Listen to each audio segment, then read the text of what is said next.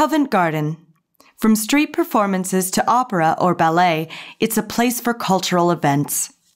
Covent Garden is one of the oldest areas in the City of London. Excavations have revealed traces of Roman occupation from the 1st century, when the city was known as Londinium.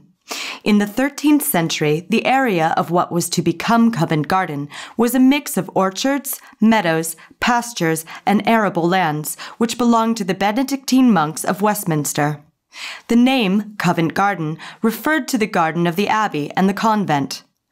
After the dissolution of the monasteries in 1540, King Henry VIII took hold of the land, and a few years later his son, Edward VI, gave it to John Russell, 1st Earl of Bedford. In 1630, the 4th Earl of Bedford commissioned Inigo Jones to design and build a church and 3 terraces of fine houses around a large square.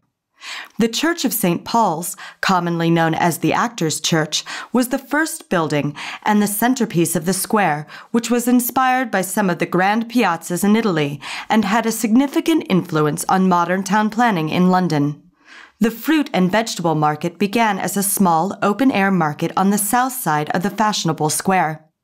Many new houses were built at this time, and initially they attracted the wealthiest classes, such as the aristocracy.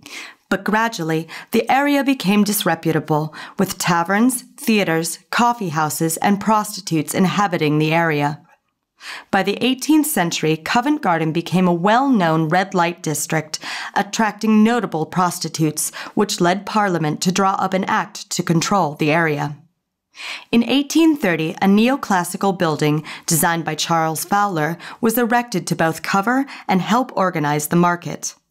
However, by the end of the 1960s, the market moved to a new site at 9 Elms, and the central building reopened as a shopping center in 1980.